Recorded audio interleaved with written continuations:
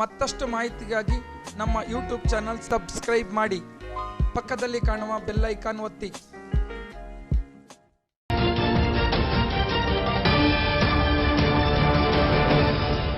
ತುಮಕೂರು ಲೋಕಸಭಾ ಚುನಾವಣೆಯು ಅಕ್ಷರಶಃ ರಣರಂಗವಾಗುತ್ತದೆ ಎಂದು ಭಾವಿಸಿದ್ದ ಜನತೆಗೆ ನಿರಾಸೆಯ ನಾಯಕತ್ವದ ಗುಣಗಳು, ಜನರ ನಿರೀಕ್ಷೆ ಮೀರಿದ ಸ್ಪಂದನೆ ಇಲ್ಲದ ಕಾರಣ ಈ ಕ್ಷೇತ್ರದ ಮತದಾರರಲ್ಲಿ ಹುಮ್ಮಸ್ಸಿನ ರಾಜಕಾರಣ ಕಾಣದಿರುವುದು ಕುತೂಹಲಕ್ಕೆಡೆ ಮಾಡಿಕೊಡುತ್ತಿದೆ. ರಾಷ್ಟ್ರದ ಮಾಜಿ ಪ್ರಧಾನಿ ಎಚ್.ಡಿ. ದೇವೇಗೌಡರು ಸ್ವಕ್ಷೇತ್ರವನ್ನು ತಮ್ಮ ಮೊಮ್ಮಗನಿಗೆ ಧಾರೆ ಎರೆದು ತುಮಕೂರಿನ ಜೆಡಿಎಸ್ ನಾಯಕರನ್ನು ಪಕ್ಕಕ್ಕೆ ಸರಿಸಿ ಸ್ವತಃ ತಾವೇ ಸ್ಪರ್ಧೆಗಿಳಿದದ್ದು ಒಂದು ಕಡೆಯಾದರೆ, ಬಿಜೆಪಿಯಿಂದ ವೀರಶೈವ ಸಮುದಾಯದ ಮಾಜಿ ಸಂಸದ ಜಿ.ಎಸ್. ಬಸವರಾಜು ಮೋದಿಯ ಅಲೆಯಲ್ಲಿ ಅಖಾಡದಲ್ಲಿರುವುದು ಮತ್ತೊಂದು ವಿಶೇಷವಾಗಿದೆ. ಮಾಜಿ ಪ್ರಧಾನಮಂತ್ರಿಗಳು ಮತದಾರರನ್ನು ನೇರವಾಗಿ ಸ್ಪಂದಿಸಲಾಗುವುದಿಲ್ಲ, ನಮ್ಮನ್ನು ಬಂದು ಮತಯಾಚನೆ ಮಾಡುತ್ತಿಲ್ಲವೆಂಬ ಆರೋಪದ ತಾತ್ಸಾರ ನುಡಿಗಳು ಒಂದೆಡೆಯಾದರೆ, ಜೆಡಿಎಸ್ ಪಕ್ಷದಲ್ಲಿನ ನಾಯಕರಿಗೆ ತನ್ನ ವರಿಷ್ಠರ ಗೆಲುವಿಗೆ ತನ್ನ ನಾಯಕತ್ವ ಅಥವಾ ತನ್ನ ಕ್ಷೇತ್ರ ಪೂರಕವಾಗಿರಬೇಕೆಂಬ ಮನೋಭಾವ ಅತಿ ಹೆಚ್ಚಾಗಿರುವಂತಿದೆ. ಆದರೆ ಮತದಾರರ ಮನ ಮುಟ್ಟುವಲ್ಲಿ ಈ ಪಕ್ಷದ ನಾಯಕರು ವಿಫಲರಾಗುತ್ತಿದ್ದಾರೆಂಬ ಆರೋಪ ಅತಿ ಹೆಚ್ಚಾಗಿ ಕೇಳಿಬರುತ್ತಿದೆ. ಬಿಜೆಪಿ ಅಭ್ಯರ್ಥಿ ಸ್ಥಳೀಯರಾದ ಕಾರಣ ಪಕ್ಷದ ಕಾರ್ಯಕರ್ತರು ಮತ್ತು ಮೋದಿಯ ಅನುಯಾಯಿಗಳು ಸದ್ದಿಲ್ಲದೆ ಪ್ರಚಾರಕ್ಕಿಳಿದಿರುವುದು ಒಂದು ವಿಶೇಷವಾದರೆ, ಎರಡೂ ಪಕ್ಷಗಳಲ್ಲಿನ ಬಲಾಬಲ ನೋಡುವ ಮುನ್ನ ಜೆಡಿಎಸ್ ಅಭ್ಯರ್ಥಿ ದೇವೇಗೌಡ ಮತ್ತು ಬಿಜೆಪಿ ಅಭ್ಯರ್ಥಿ ಜಿ.ಎಸ್. ಬಸವರಾಜು ಗೆಲುವಿಗೆ ಪೂರಕ ಹಾಗೂ ಮಾರಕ ಅಂಶಗಳನ್ನು ತಿಳಿಯೋಣ ಬನ್ನಿ. ಒಕ್ಕಲಿಗ ಸಮುದಾಯದ ಅದ್ವಿತೀಯ ನಾಯಕ, ಕರ್ನಾಟಕದಿಂದ ಆಯ್ಕೆಗೊಂಡ ಏಕೈಕ ಪ್ರಧಾನಿ, ಸುದೀರ್ಘ ರಾಜಕೀಯ ಅನುಭವ, ರಾಷ್ಟ್ರ ಮಟ್ಟದಲ್ಲಿ ಬಿಜೆಪಿಯೇತರ ನಾಯಕರ ಒಡನಾಟ, ರಾಜಕಾರಣವನ್ನೇ ಬದುಕಾಗಿಸಿಕೊಂಡ ಹಿರಿಯ ಮುತ್ಸದ್ದಿ, ಇಳಿ ವಯಸ್ಸಲ್ಲೂ ರಾಜಕಾರಣದಲ್ಲಿ ತೊಡಗಿಸಿಕೊಂಡಿರುವ ಛಾಪು, ಜನತಾ ಪರಿವಾರದಲ್ಲಿ ಉಳಿದಿರುವ ಏಕೈಕ ರಾಜಕಾರಣಿ, ಮೈಸೂರು ಪ್ರಾಂತ್ಯದಲ್ಲಿ ತನ್ನ ಪಕ್ಷದ ಪ್ರಭಾವ ಹೊಂದಿರುವ ನಾಯಕ, ತುಮಕೂರು ಜಿಲ್ಲೆ ಜೆಡಿಎಸ್ ಭದ್ರಕೋಟೆ ಎಂಬ ಹಣೆಪಟ್ಟಿ, ಜಿಲ್ಲೆಯ ಜೆಡಿಎಸ್ ಸಚಿವರು ಶಾಸಕರ ಬೆಂಬಲ, ವರಿಷ್ಠರ ಗೆಲುವು ಜೆಡಿಎಸ್ನ ಜಿಲ್ಲಾ ನಾಯಕರ ಪ್ರತಿಷ್ಠೆಯ ವಿಚಾರ, ಕ್ಷೇತ್ರಗಳಲ್ಲಿ ಬಹುಮತ ದೊರೆತರೆ ಸ್ಥಳೀಯ ಮುಖಂಡರಿಗೆ ಗೌಡರ ಒಲವಿನ ಇರಾದೆ, ರಾಜ್ಯದ ಸಮ್ಮಿಶ್ರ ಸರ್ಕಾರದ ಬೆಂಬಲ, ಹಣದ ಒಳೆಹರಿಸುವ ಸಾಧ್ಯತೆ. ಮಾಜಿ ಪ್ರಧಾನಿಗಳಾದ ಎಚ್.ಡಿ. ದೇವೇಗೌಡರ ಗೆಲುವಿಗೆ ಪೂರಕವಾದ ಅಂಶಗಳನ್ನು ನೋಡಿದ್ದೇವೆ. ಅವರ ಸೋಲಿಗೆ ಪೂರಕವಾದ ಗುಣಗಳ್ಯಾವನ್ನ ತಿಳಿಯೋಣ ಬನ್ನಿ. ಸ್ವಜಾತಿ ಪ್ರೇಮದ ಆರೋಪ, ಹೊರಗಿನ ಅಭ್ಯರ್ಥಿ ಎಂಬ ಮಾತು, ಹಾಸನ ಮಂಡ್ಯ ಮೊಮ್ಮಕ್ಕಳಿಗೆ ಧಾರೆ ಎರೆದು ತುಮಕೂರಿಗೆ ಬಂದರೆಂಬ ಆರೋಪ, ಎಲ್ಲ ಅಧಿಕಾರ ಕುಟುಂಬಕ್ಕೆ ಬೇಕೆಂಬ ಸ್ವಾರ್ಥ ಕುಟುಂಬ ರಾಜಕಾರಣ, ಜಿಲ್ಲೆಗೆ ಹೇಮಾವತಿ ನೀರು ಹರಿಸಲು ದೇವೇಗೌಡರು ಮತ್ತು ಕುಟುಂಬದವರ ಅಡ್ಡಿ, ಕಳೆದ ಚುನಾವಣೆಯಲ್ಲಿ ಹಿಂದುಳಿದ ವರ್ಗದ ನಾಯಕನಿಗೆ ಸಂಪೂರ್ಣ ಬೆಂಬಲ ಕೊಡಿಸುವಲ್ಲಿ ವಿಫಲ, ಹಿಂದುಳಿದ ವರ್ಗಗಳ ಕಡೆಗಣನೆಯ ಆರೋಪ, ಅಹಿಂದ ವಿರೋಧಿ ಪಟ್ಟ ಹಾಗೂ ಅಹಿಂದ ವರ್ಗಗಳ ಪ್ರಬಲ ವಿರೋಧ, ಯಾದವ ಸಮುದಾಯದ ನಾಯಕ ಎ ಕೃಷ್ಣಪ್ಪನವರ ಸೋಲು ಮತ್ತು ಸಾವಿನ ಪ್ರತೀಕಾರ, ಕಳೆದ ಚುನಾವಣೆಯಲ್ಲಿ ಅಹಿಂದ ನಾಯಕ ಸಿದ್ದರಾಮಯ್ಯನ ಸೋಲಿಗೆ ರಣತಂತ್ರ ರೂಪಿಸಿದ್ದು, ಸಿದ್ದರಾಮಯ್ಯರನ್ನು ರಾಜಕೀಯವಾಗಿ ಅಂತ್ಯಗೊಳಿಸಲು ಹೊರಟದ್ದು, ಸಿದ್ದರಾಮಯ್ಯ ಸೇರಿದಂತೆ ಘಟಾನುಘಟಿಗಳ ರಾಜಕೀಯ ಭವಿಷ್ಯ ಅತಂತ್ರಗೊಳಿಸಲು ಯತ್ನಿಸಿರುವ ಆರೋಪ, ಬೈರೇಗೌಡ, ನಾಗೇಗೌಡ, ಮುದ್ದ ಹನುಮೇಗೌಡ ಸೇರಿದಂತೆ ಸ್ವಜಾತಿಯವರನ್ನೇ ದಮನ ಮಾಡಿದ ಆರೋಪ, ಜಾತ್ಯತೀತ ಪಕ್ಷದ ಬದಲಿಗೆ ದೊಡ್ಡ ಗೌಡರ ಕುಟುಂಬದ ಪಕ್ಷ ಎನ್ನುವ ಆರೋಪ. ಈ ಚುನಾವಣೆಯಲ್ಲಿ ಜಿಲ್ಲೆಯ ಇತರೆ ಪಕ್ಷಗಳ ಅಳಿವು ಉಳಿವಿನ ಪ್ರಶ್ನೆ, ಗೌಡರ ಗೆಲುವು ಕಾಂಗ್ರೆಸ್ ಸರ್ವನಾಶಕ್ಕೆ ಮುನ್ನುಡಿ ಎಂಬ ಮಾತು, ಮೈತ್ರಿ ಪಕ್ಷದ ನಾಯಕರಿಗೆ ಜಿಲ್ಲೆಯ ಸಂಪೂರ್ಣ ಹಿಡಿತ ಗೌಡರೇ ಸಾಧಿಸುವ ಭಯ, ಮೈಸೂರು ಪ್ರಾಂತ್ಯದಲ್ಲಿ ಕಾಂಗ್ರೆಸ್ಗೆ ಪ್ರಬಲ ಪೈಪೋಟಿ ಜೆಡಿಎಸ್, ಮೈತ್ರಿ ಮುಂದುವರಿದರೆ ಜೆಡಿಎಸ್ ಪ್ರಬಲಗೊಂಡು ಕಾಂಗ್ರೆಸ್ ಸರ್ವನಾಶವಾಗುವ ಭಯ, ಮುದ್ದ ಹನುಮೇಗೌಡರಿಗೆ ಟಿಕೆಟ್ ಕೈ ತಪ್ಪಿಸಿದ ಆರೋಪ, ಗೌಡರ ಕುಟುಂಬ ಜಿಲ್ಲೆಯ ಹಿಡಿತ ಸಾಧಿಸುವ ಭಯ. ಗೌಡರು ಗೆದ್ದರೆ ಸ್ಥಳೀಯ ಜೆಡಿಎಸ್ ನಾಯಕರಿಗೆ ಅಸ್ತಿತ್ವದ ಭಯ. ಇಳಿ ವಯಸ್ಸಿನಲ್ಲಿ ಅವರಿಂದ ಅಪಾರ ನಿರೀಕ್ಷೆ ಅಸಾಧ್ಯ ಎನ್ನುವ ಮಾತು. ಸ್ಥಳೀಯ ಜೆಡಿಎಸ್ ನಾಯಕರಿಗೆ ಆದ್ಯತೆ ನೀಡಲಿಲ್ಲವೆಂಬ ಆರೋಪ. ಹಿಂದಿನ ವಿಧಾನಸಭಾ ಚುನಾವಣೆಯಲ್ಲಿ ಸ್ವಪಕ್ಷದ ಹಿಂದುಳಿದ ವರ್ಗಗಳ ಶಾಸಕರ ಸೋಲಿಗೆ ಒಕ್ಕಲಿಗ ಸಮುದಾಯದ ಕುತಂತ್ರವೆಂಬ ಆರೋಪ. ತನ್ನೆದುರಿನ ಎದುರಾಳಿ ಮಾಜಿ ಪ್ರಧಾನಿ ದೇವೇಗೌಡರು ಎಂಬುದನ್ನು ಮರೆತು ಕೇವಲ ಸ್ಪರ್ಧಾಳುವಾಗಿ ಸ್ವೀಕರಿಸಿದ 4 ಬಾರಿ ಸಂಸದರಾಗಿದ್ದ ವೀರಶೈವ ಸಮುದಾಯದ GS ಬಸವರಾಜು ಬಿಜೆಪಿ ಅಭ್ಯರ್ಥಿಯಾಗಿದ್ದಾರೆ. ಅವರ ಗೆಲುವಿಗೆ ಪೂರಕವಾದ ಅಂಶಗಳ್ಯಾವುವು ತಿಳಿಯೋಣ ಬನ್ನಿ. ಪ್ರಬಲ ಲಿಂಗಾಯತ ಸಮುದಾಯದ ಬೆಂಬಲ. ಮೋದಿ ಬೆಂಬಲಿತ ಯುವಕರ ಬೆಂಬಲ. ಮೋದಿ ವರ್ಚಸ್ಸು ಕೈ ಹಿಡಿಯುವ ಸಾಧ್ಯತೆ. ಮೋದಿಯೇ ಬಿಜೆಪಿ ಅಭ್ಯರ್ಥಿ ಎಂಬ ಗೆಲುವಿನ ಟ್ರಂಪ್ ಕಾರ್ಡ್. ಜಿಲ್ಲೆಯ ಬಿಜೆಪಿ ಪಕ್ಷದ 4 ಶಾಸಕರ ಬೆಂಬಲ. ಜಿಲ್ಲೆಯ ಅನೇಕ ಯೋಜನೆಗಳ ಕಾರ್ಯರೂಪಕ್ಕೆ ನನ್ನ ಕೊಡುಗೆ ಎಂಬ ಅಭ್ಯರ್ಥಿಯ ಮಾತು. HAL ಕೆಲ ನೀರಾವರಿ ಯೋಜನೆಗಳ ಹರಿಕಾರನೆಂಬ ಹಣೆಪಟ್ಟಿ. ಜಿಲ್ಲೆಯಲ್ಲಿದ್ದ ಬಿಜೆಪಿ ಕೆಜೆಪಿ ನಾಯಕರ ನಡುವಿನ ಮುನಿಸಿನ ಶಮನ. ಬಿಜೆಪಿ ಪಕ್ಷದಲ್ಲಿದ್ದ ಅಪಸ್ವರಗಳಿಗೆ BSYರಿಂದ ತೇಪೆ ಹಾಕಿಸಿರುವ ತಂತ್ರಗಾರಿಕೆ. ಚುನಾವಣೆ ನೇತೃತ್ವ ವಹಿಸಿರುವ ವಿ ಸೋಮಣ್ಣ ಬಲ. ಪ್ರಬಲ ಮಠಮಾನ್ಯಗಳ ಬೆಂಬಲ. ದೇವೇಗೌಡರು ಹೊರಗಿನ ಅಭ್ಯರ್ಥಿ, ಬಸವರಾಜು ಸ್ಥಳೀಯ ಅಭ್ಯರ್ಥಿ ಎಂಬುದು. JDS ಮತ್ತು ಕಾಂಗ್ರೆಸ್ ಪಕ್ಷದ ಅತೃಪ್ತರ ಲಾಭ ಪಡೆಯುವ ಬಿಜೆಪಿ ನಾಯಕರ ಯತ್ನ. ಬಸವರಾಜುಗೆ ಕಾಂಗ್ರೆಸ್ ನಾಯಕರೊಂದಿನ ಉತ್ತಮ ಒಡನಾಟ. ಮೋದಿ ಮತ್ತೊಮ್ಮೆ ಪ್ರಧಾನಿ ಎಂಬ ಘೋಷಣೆ. ಯುವಕರು ವಿದ್ಯಾವಂತರ ಬೆಂಬಲ. KN ರಾಜಣ್ಣ, ಮುದ್ದಹನುಮೇಗೌಡ ಇತರೆ ನಾಯಕರ ಒಡಕಿನ ಲಾಭ.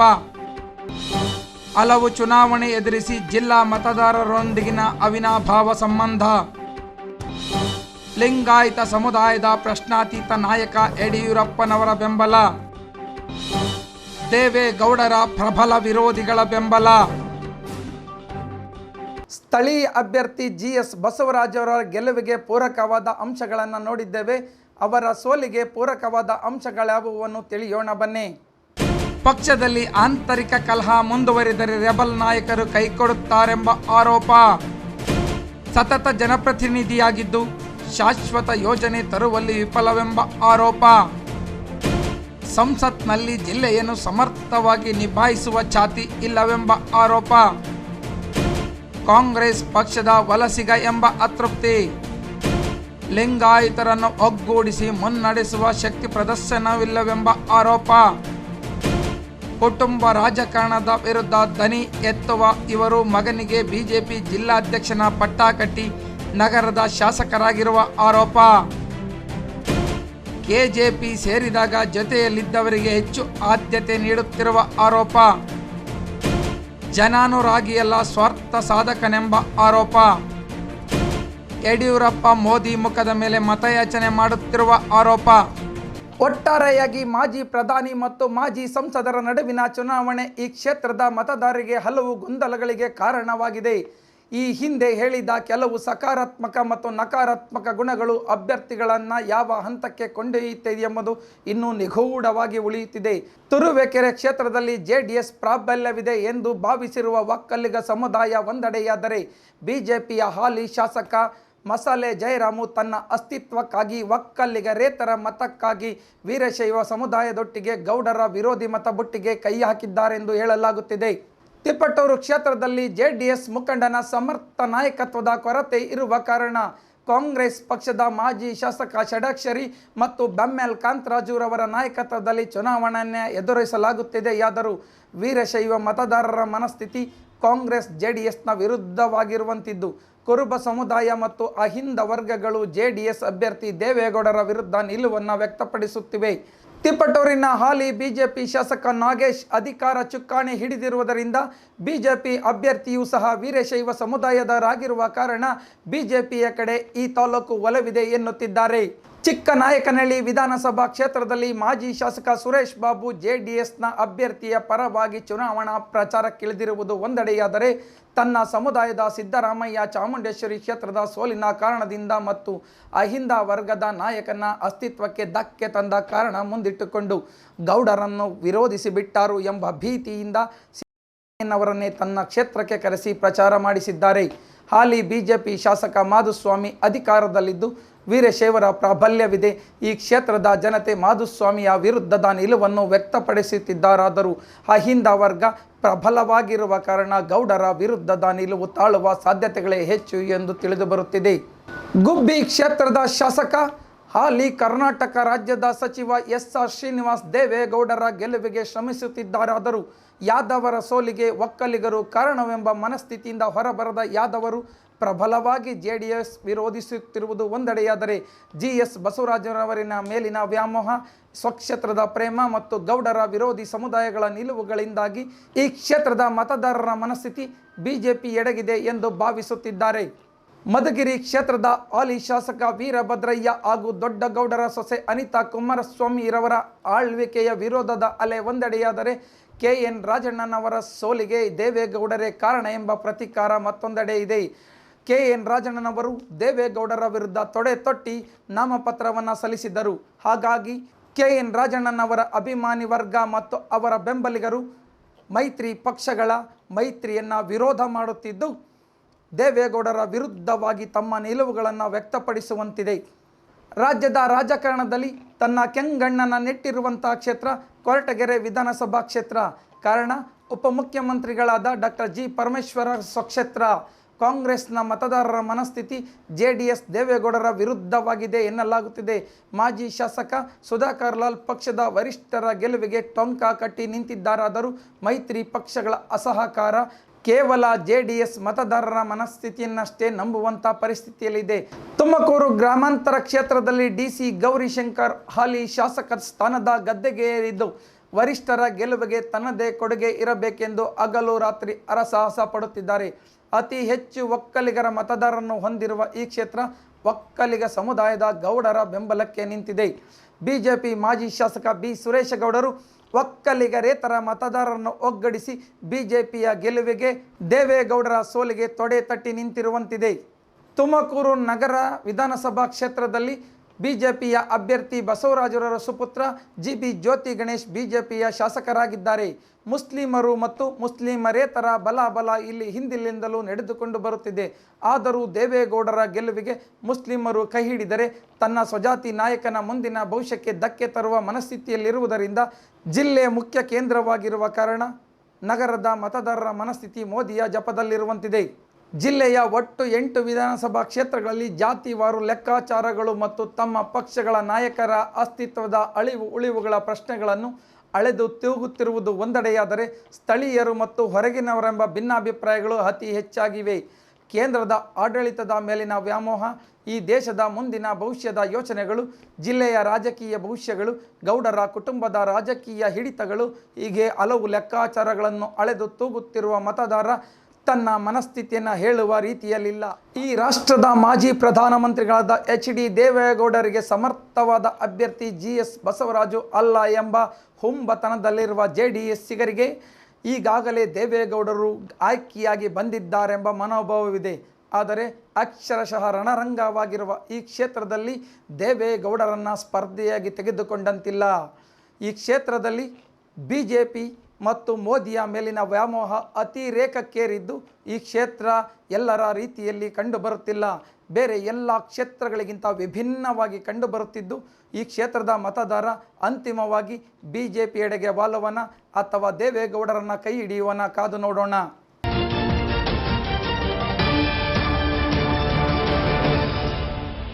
ಮತ್ತಷ್ಟು ಮಾಹಿತಿಗಾಗಿ ನಮ್ಮ ಯೂಟ್ಯೂಬ್ ಚಾನಲ್ ಸಬ್ಸ್ಕ್ರೈಬ್ ಮಾಡಿ, ಪಕ್ಕದಲ್ಲಿ ಕಾಣುವ ಬೆಲ್ ಐಕಾನ್ ಒತ್ತಿ.